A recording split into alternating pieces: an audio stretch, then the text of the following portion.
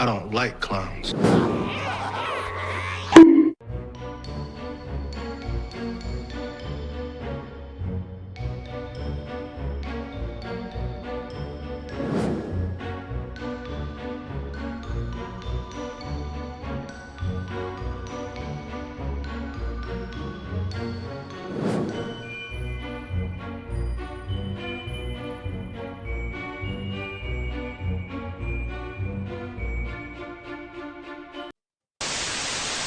So we might wear tolerance on our sleeves, but we know the naked truth. Tolerance is extinction. Well, your point about the UAE is really interesting because not only is on the practical level of safety and other things, but also they don't have the Islamism problem that we have in Britain, and increasingly you guys are starting to see here. Because they recognize that it's a problem and they deal with it. So I don't know if you saw this news story. The UAE no longer gives sponsorships to their students to go to the UK because they're worried their kids are going to get radicalized by Islamists in Britain. Which is fucking wild. Yeah. That is fucking wild. Yeah.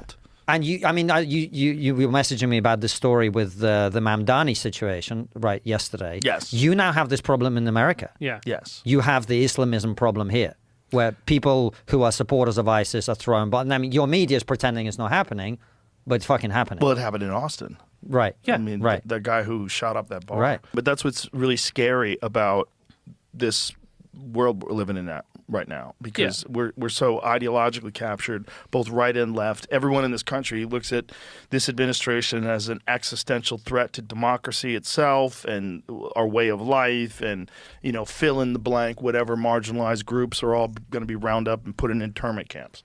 This is the narrative that the most radical of the left have about the sky is falling because Trump's in office. I think one of my favorite things that I've learned so far as I'm reading the Quran is that technically I'm a Muslim. I don't know why it makes me so happy. Like, technically I'm a Muslim, lowercase m, because I believe in God and I strive to be a good person. Like, how freaking cool is that? I can't wait to throw so many people for a loop when I tell them I'm Muslim. Dude, life is so beautiful. We're all in this together. Much love. Hey, Minnesota State Representative Krista Knudsen. So today in the Labor Committee, Representative Dave Pinto requested a study for the benefits of shoplifting. There are no benefits to shoplifting for the people that are being shoplifted from. I have no idea what else to say. I'm speechless. Speechless. I have no speech. Shocked, actually. I don't even know what to say. I don't know what to say. Who benefits from shoplifting? The criminals. Once again, the criminals benefit from shoplifting. Please take a look at the comments to see for yourself. It is an intriguing line of questions. Several of us are on the Public Safety Committee, and yesterday there was a presentation of a group seeking to change how we address organized retail theft. And it actually had not occurred to me to ask, it probably would have been good, to make sure that they would study sort of the benefit of shoplifting and of retail theft, and because perhaps people are relying on that and sort of using that. Maybe it's, assisting them in some way.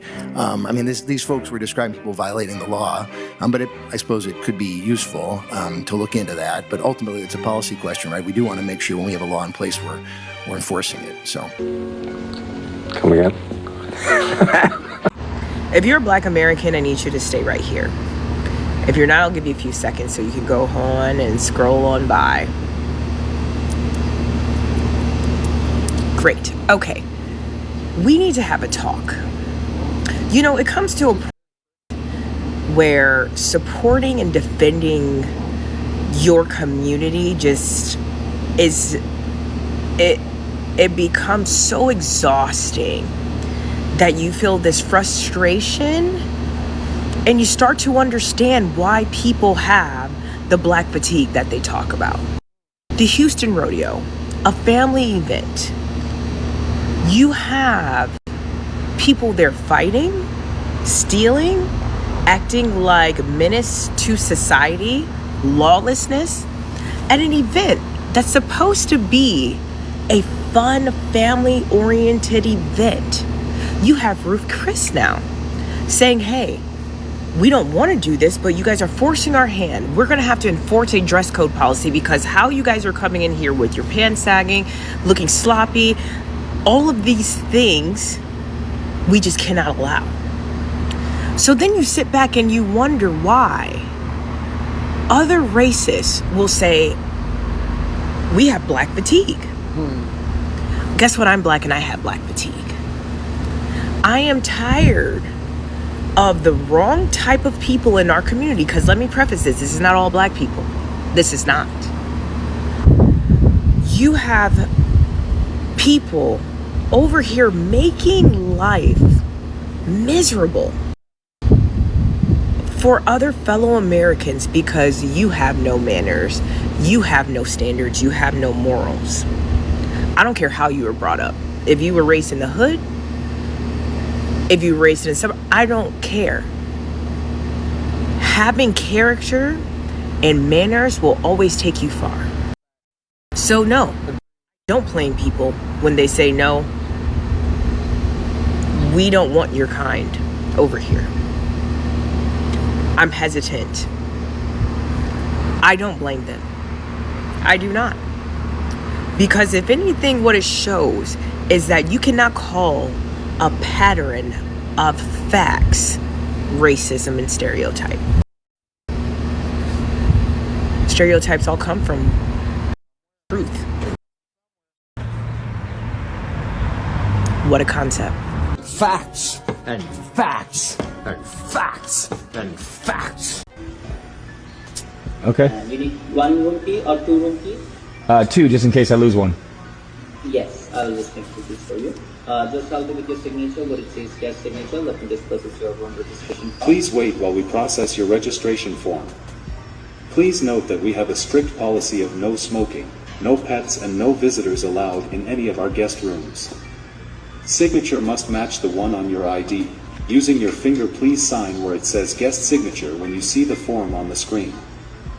Alright, sir. I will just process your room receipt, which contains all the property. Here to the now, here to the now, to the now, listen. I'll stay first and save hundreds. I was good.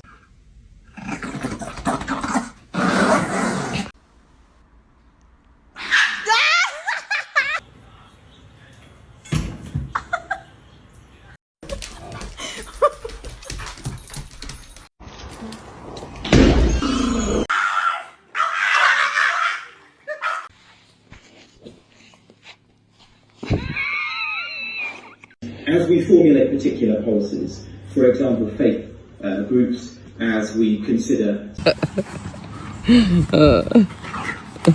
Oh my god!